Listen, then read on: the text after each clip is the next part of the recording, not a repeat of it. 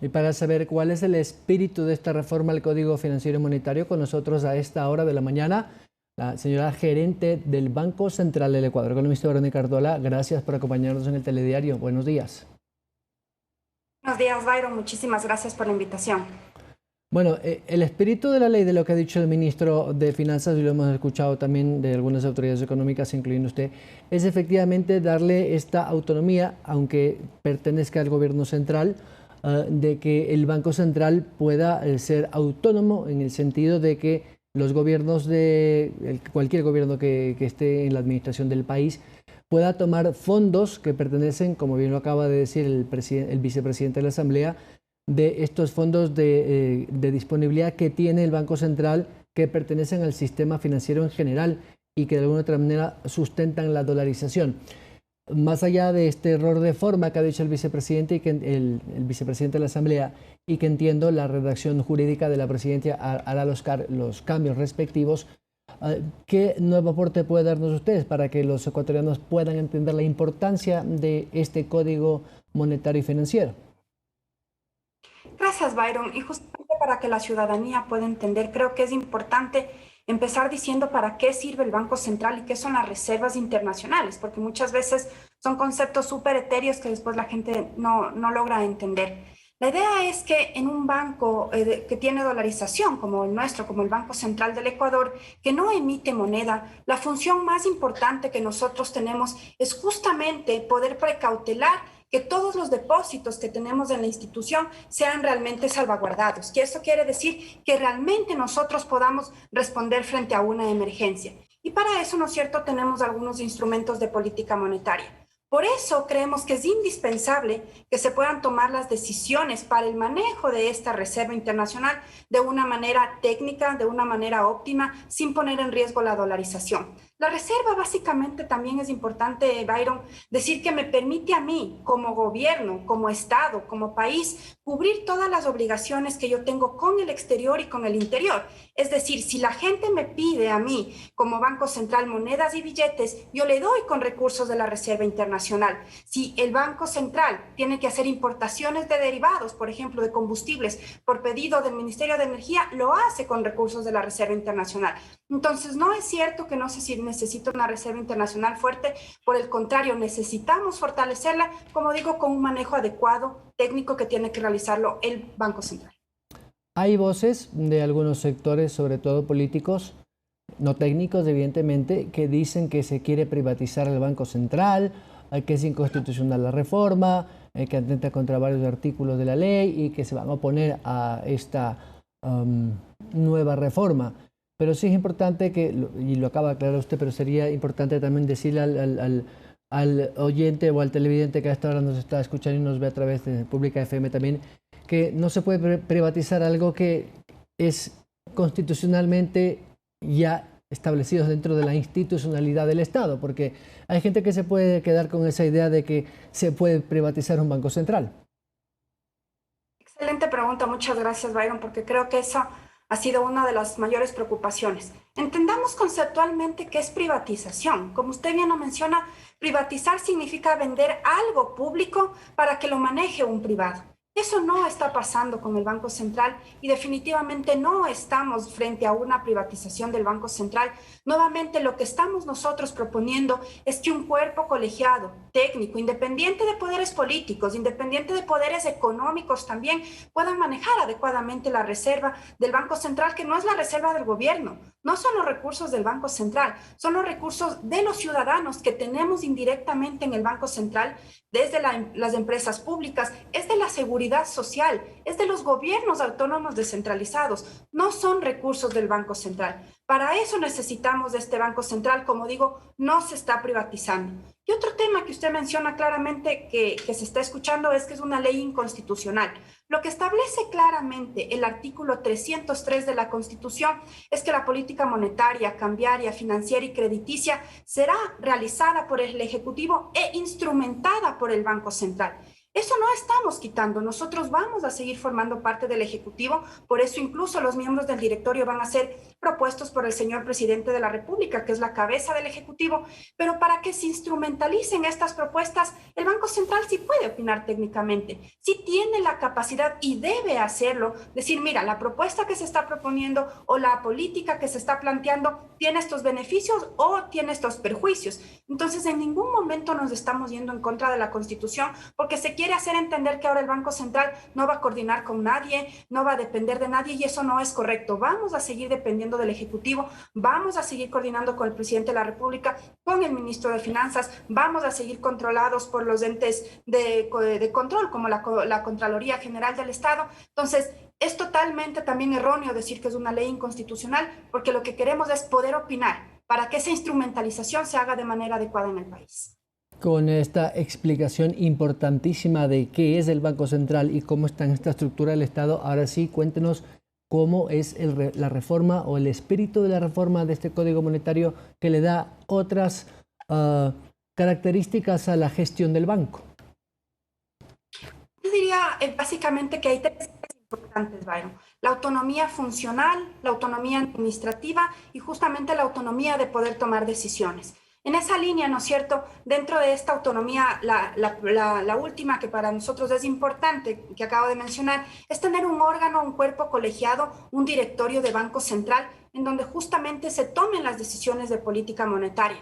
¿Cómo funciona ahora? Que creo que es importante también mencionar. Por ejemplo, ahora el ministro de Finanzas es quien preside la Junta Monetaria y en esa Junta Monetaria se deciden justamente los temas de Banco Central. Ahora la idea es que este directorio decida los temas de Banco Central y sea la Junta Financiera la que se encargue de los temas de bancos, de cooperativas, de seguros y de valores. ¿Por qué es importante esto, Byron? En esta misma pandemia, por ejemplo, nosotros como Banco Central en su momento propusimos también tener instrumentos de política monetaria que permitan inyectar liquidez a la economía, que permitan que los ciudadanos indirectamente también puedan tener recursos. Esas propuestas que nosotros hicimos en su momento lamentablemente no pasaron porque, claro, estábamos en otra coyuntura y la Junta estaba pensando en otros temas. Eso por poner un ejemplo, pero creemos que realmente las cosas de Banco Central, los instrumentos de política monetaria tienen que estar en el directorio.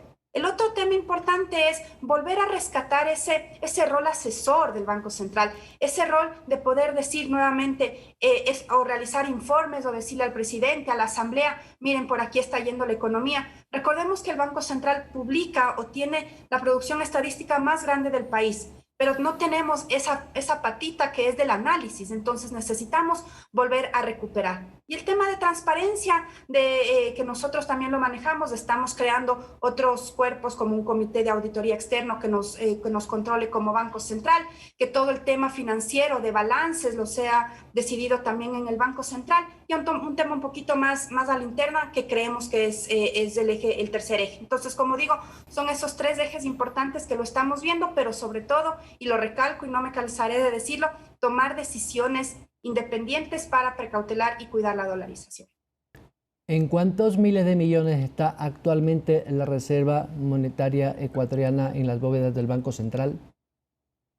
Al día de ayer estaba en 6.400 millones de dólares. Recuerdo que eso es una cifra histórica, la verdad. Es una cifra que nos permite estar tranquilos. Tenemos una cobertura importante de los depósitos. Hey, Byron, gracias por la pregunta, porque creo que hay que recordar también que esta reforma que nosotros estamos planteando viene de una serie de trabajo que al frente de mi gestión desde el año 2017 lo hemos tomado. Por ejemplo, cuando nosotros recibimos del Banco Central, la Reserva Internacional solamente cubría un 24% de los activos o solamente cubría un 28% del total de depósitos. A pesar de estos 4 años que han sido muy complejos, pero se ha podido tomar estas decisiones, por supuesto, con el respaldo del presidente de la República. Ahora esta cobertura de los depósitos, por ejemplo, estamos en 52%. ¿Qué quiere decir eso? Que por cada $100 que yo tengo en la reserva, puedo cubrir hasta $52 de los depósitos. Entonces, son temas que ya lo hemos venido trabajando, que la Reserva Internacional efectivamente está más fuerte en este momento, pero no es de ahora, no es del último mes. Es un trabajo sostenido que hemos manejado al frente del Banco Central estos últimos 4 años, que nos permite decir con total confianza que para precautelar y para sostener estos avances de estos 4 años necesitamos justamente esta reforma al código. Economista, agentes internacionales de crédito, de valores, por ejemplo Bloomberg, que es una calificadora y además una especialista en mercados, prendió las alarmas del pasado lunes cuando se dio estos datos parciales de los finalistas en la carrera a Carondelet.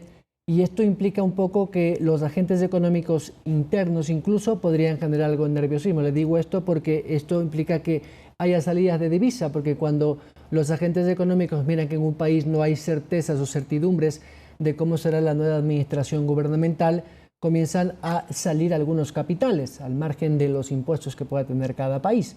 Estas noticias que nos vienen del exterior, por ejemplo, de cómo nos mira el mercado internacional y entre ellos los tenedores de bonos, que en el caso de Ecuador son un poquito más de 18.000 millones, han bajado en su cotización a un nivel más bajo en los últimos 6 meses.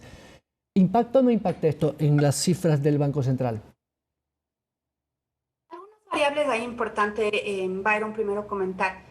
Hemos creado un comité, el ministro de Finanzas creó un comité, por así decirlo, de seguimiento diario, justamente para monitorear las variables del sector financiero, depósitos, retiros, etcétera. Nosotros como Banco Central estamos también haciendo un monitoreo diario del retiro de las bóvedas del Banco Central y salida de divisas. Para dar tranquilidad a los ciudadanos y al mercado interno, no hemos visto en estos días ningún retiro exagerado de bóvedas, porque sí nosotros estábamos activando las alarmas por si acaso eso pueda suceder. No se ha visto ningún retiro de bóvedas más allá de lo normal, más allá de lo que los bancos necesitan previo a un feriado.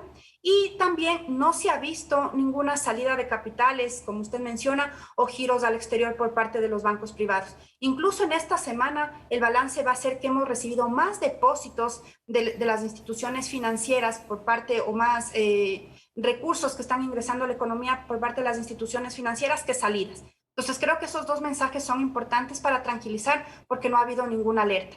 Efectivamente, ya en el mercado internacional el riesgo país ha subido ligeramente y el precio de los bonos sí ha bajado desde que se reestructuró la deuda, como usted bien menciona. Pero son reacciones normales en el mercado hasta ver el escenario político. Esperamos que ya una vez que esto se pueda definir directamente ya quienes pasan a la segunda vuelta pueda tener una tranquilidad al mercado internacional también. Pero bueno, vamos monitoreando y como digo, internamente no se ha visto ninguna alerta como para generar alguna alarma o alguna medida adicional, que creo que eso es lo importante también.